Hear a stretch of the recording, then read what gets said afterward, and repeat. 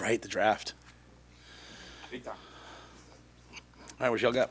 What are you looking forward to about Saturday, and what kind of format are you planning? The goal is to play a game.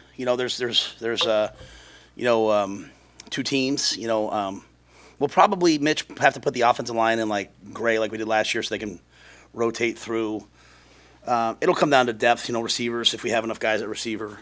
A lot of guys have been limited like Malachi and them. They can't get hit. They practice for us. But I'm pretty sure we'll be able to have two teams. And what am I looking for? I'm looking for a high standard of football. Like it can't be like last year where you play well for a while, then you start fumbling the ball around. I don't care if you're a 2 or 3, whoever. Like the standard better be high. So if it's ugly, then we didn't accomplish what we wanted to accomplish this spring, right? So I'm expecting us to play really good football, and I look at this. A lot of people look at this like it's like a throwaway, like it's a celebration. I don't. I look at this like it's football, and I expect us to play good football and watch the guys compete. You want me to do like live special team stuff too? We probably won't do live special team. Like last year, we did the XFL kick, but just that's where the injuries usually happen. So we'll still kick off. I watched Georgia's spring game and they ran down and thudded it. So I'll probably do that. I steal stuff from everybody. So we'll punt and catch it. So we'll do the special teams, but they won't be live. Everything else will be live. Quarterbacks won't be live. You go a little bit against the grain with this play football. Why is that continue to be your approach? What do you wanting to play football? Yeah. Well, there's a lot of spring games. I'm sorry. I don't know, between opt-outs and all that, I don't know when playing football became when it became bad, most of our guys want to play. Even the guys I hold out, they're usually like, can I play? So we were doing situational football today, and Tommy Hill, practice is over, and he's like, ones have to go again. And so I said, okay, great. So, I was in the NFL, on Wednesdays there, we do good on good to start practice, and Brian Burns, who's one of the best pros, most competitive guys I've ever been around. He's coming up on a contract year, and he's like, Coach, let's go ones on ones again. So I just think it's playing football. And we're 5-7. I've said that from day one. When we're someday 12-0, and hey, we gotta, we're 5-7. We gotta earn everything we get. So I've never not done this. So I can't imagine. And I think for a lot of our young players, what an unbelievable opportunity to play. They haven't played in Memorial Stadium, so what an opportunity for them to go out there and play in front of their family and friends and show what they can do. So I'm excited. How's this team done throughout the spring and not having dips? Having a standard and keeping it throughout the spring. Yeah, I didn't love Tuesday's practice. I didn't love it. I wasn't super happy about it. But I think that's the only time I felt that way. I thought, as I said, the defense did not have a good day on Saturday. So I expect Tony to come out raring on this Saturday. So, yeah. But I think our guys truly understand now what hard work is. They understand practice, and the more good players you have, when you have a lot of good players, the standard stays high, because if I'm not doing a good job, the next guy goes in, he does a better job than me, then I lose my spot. So competition is king. So. Will you hold out the standard veteran players that you've talked about having held out of the scrimmages earlier this week? Yeah, they might get some plays here and there, but for the most part, I plan on kind of hold them out. To me, this year, for me, Mitch, this isn't even like a red. I can't change the name because the marketing department would kill me. But for me, this isn't like the red and white game for me. This is like the red and white shootout for me. I want to see us. I know we'll be able to run the ball. I want to see if we can throw the ball. I want to see if we can catch the ball. I want to see if we can, exercise, engage in 2 minute. I'll probably be a lot of no huddle 2 minute type. Even though we'll play the normal game, I'll just say, hey, kind of like in an NFL preseason, sometimes you're like, hey, it's the last series for the ones that's treated like 2 minutes, so they get ready for end of game stuff. I'll probably do a lot of that. I want to see if we can throw, catch, rush the passer. So some of those guys will be limited in what they do, but I would anticipate them all playing at least a play. How do you expect freshman quarterbacks to handle that sort of red and white shootout? I don't know. That's what I'm excited about.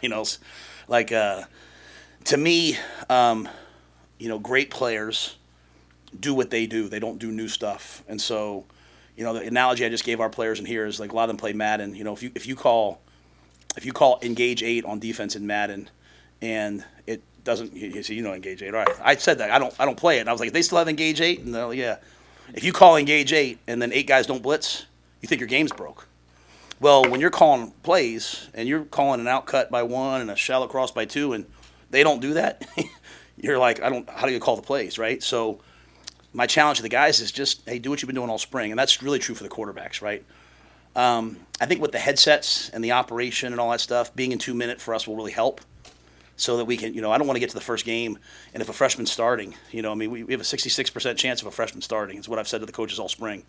So I don't want to get there and all of a sudden it's the first time. And then if Heinrich's starting, it's his first time using the headset. So I really want this operation to flow, especially at the end of games. So I'm hoping it's loud so that the guys get used to, hey, we're on the road. We're at Purdue. We have to go win the game. At the end of the game in 2 minutes, what's it going to sound and feel like? So those are the things I'm really looking for from a football standpoint. If it doesn't look the way we play, so be it. With so many people coming to see Dylan specifically, do you have to remind Husker fans, don't put too much stock into this one practice? Yeah, I can't even answer that. Like, not disrespectful to you. Like, I'd hope, was the line from Gene Hackman and Hoosiers where they're all chanting for Jimmy, and he's like, I hope you'd cheer for, I hope everyone, and the Husker fans I meet, I'm sure they're excited to see Dylan play, but most of them, they come to the warm-ups here because they want to see all the players. So we don't love any one player more than anyone else. So I hope Husker fans have a pretty high standard. I'm sure that if I was a Husker fan, I'd just be coming hoping that the ball's not on the ground. You know what I mean? Like, hey, let's play real football. So, but you want to be the starting quarterback at Nebraska? You better be ready to deal with the heat. You know what I'm saying? So, Heinrich learned that last year. A lot of guys have learned that it's hard. After games,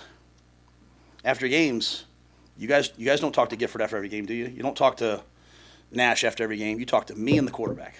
And so the two people with the most pressure are me and the quarterback. And so they better, if a freshman's starting, they better learn it now.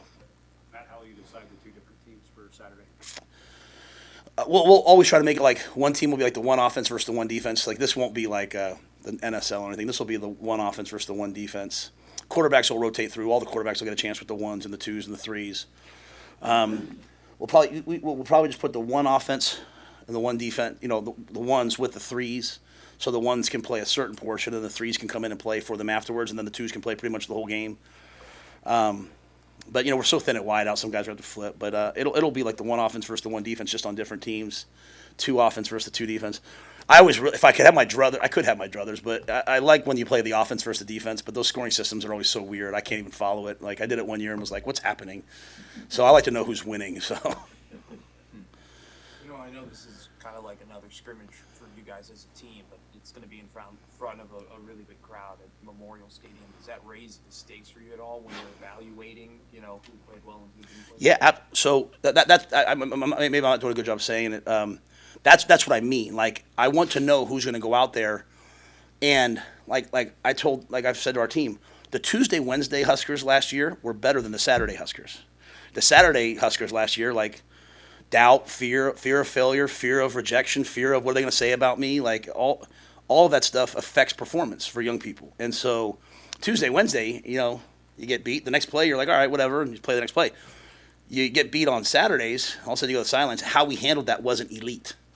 And so that's my job, and that's our staff's job. That's also our players' job. So I'm very much excited to see us play in front of a crowd. And I'm very much excited to see us operate in front of a crowd and see how we do. See where are we in that. So just like there's a continuum in terms of like how we're blocking, how we're tackling, how we're carrying the ball, there's also a continuum in terms of, are we improving at how we handle stress and how we handle pressure. So I'm very excited to play in front of crowds. Like, we played in front of last Saturday probably 500 people, 150 people. This will be a way different. And it'll be good for our guys. Omar Brown appears to have the best chance of being drafted this weekend of all the former Huskers. What did he do in the last year and a half to put himself in a position to do that? Well, he completely changed his approach to everything. mean, if you go back and even this year, early in the year, I mean, I think he didn't start after, like, he started the first game. I don't know if he started the second or third game. I think Coop sat him down. I love Omar Brown because he's, as a player, because he's really talented. He's got corner skills and a safety's body. I think he'll be excellent on special teams. I hope he gets drafted. I hope Quentin gets drafted. But I think we have 5 or 6 guys that it would behoove teams to bring in. And, just like I've always been proud of when we've had a first or second round draft pick, and we'll have lots of first and second round draft picks here over the years. I really love, I have teams calling me about Phelan Sanford, like I can't wait for, if this is a guy who wasn't on scholarship when I got here. Then I put him on scholarship for the spring and said, I can't put you on scholarship for the fall. He's in training camp trying to figure out what job he's going to get for the fall to pay to go to school. We're able one day to give him a scholarship. Jamie Vaughn did an amazing job for us. Hey, got the rule change, got a waiver where we could get him a scholarship. Gave him a scholarship. He played when he was going to play. You talk about a day of NIL and everyone's getting paid. He was going to pay to go to school. And now I've got NFL teams calling me saying, hey, can you help us with him in case he doesn't get, probably won't get drafted, but will be a free agent. Can you get him in the roster? So, but Omar's really smart. He's athletic. He's got a good feel for the game. And he has, in the last year, learned that your approach off the field affects your production on the field. And that's a really good thing for him. And he did a great job down at, when I went down to the bowl game. A lot of guys had a lot of good things to say about his practice work ethic. And the best thing was he came up to me and said, Coach Rhule, you were right. And, all these scouts asked me if I graduated. And, I'm glad I did. So, he fought to graduate on time, and he did. So I'm proud of him. What's your elevator pitch to teams in terms of the quality of players that they get that come from your program? Well, I think the best thing that can happen is I think when people in the NFL, they're never going to ask me about their players' talent. They make those decisions for themselves, right? What they want to know is the football character. Is this guy going to take notes? Is he going to learn? How does he learn? What's his football character like? Meaning, will he work? Will he practice? One of the major stats for a guy if he's going to be successful in the NFL is how often he practiced in college. So I learned that talking to guys over the years. So I think when people come and watch us practice, they know that we're going to be physical. They know that we're going to practice. But it's not about me. It's about our guys. Like when Quentin Newsome goes to a team and he shows up to practice every day, he takes care of himself, he's professional in the building, then people will say, let's go get more Nebraska guys. So just like us, I love recruiting players from programs that I know that they've been prepared well, so that I know when they get here it's not a big transition. The same thing for the NFL. So all those guys are pros, and I think they'll do a nice job for whatever team gets them. Did you learn anything last year about the importance for this week in recruiting and how you can use this showcase to kind of spring forward into May and June to build your class? That's a great question. We put an official visit this year for the spring game as opposed to last year where we didn't. Last year we had visitors and all that. We've had a ton of people come through in the spring, but for the guys that are far away, we're using this as our official visit, which can be a little dangerous because it's not closer to June. But to me, what an unbelievable time to be in Lincoln. It should be good weather, I hope. If it rains, it rains. But, it's going to be good weather. It's going to be a great crowd, great stadium. Hopefully we play really well. Baseball game, softball game, lots of action. So we decided to use this as an official visit specifically for guys kind of from fly-in states. And then the local guys that we have, they can drive over. So it's almost like some of those local guys get 2 official visits because they can come over for the game and see the guys on the visits and then come back for their official visit. So we were very strategic kind of in making that change. Having been in the NFL and in college for so many years, what is more stressful, a signing day for you or a draft day for you, and what are the main similarities and differences? Signing day is way more stressful because he's got the Giants thing on him. Like literally when I was a young assistant at the Giants, you sat in your office, you watched the draft. 15 minutes before your pick was up, you walked in the room. They make your decision, and you walk back to your office and you watch the rest of the draft. And then, as a head coach, you're obviously in those meetings, but you get to pick. In recruiting, you have to hope they sign, and then you're waiting for the thing to come through, and now you're hoping they stay. So it's a lot more stressful in college. And just to clear this up, because some of you guys I've heard are doubting my truthfulness. both Heinrich and Dillon had 99-yard touchdowns drives, which is why I was confused. So.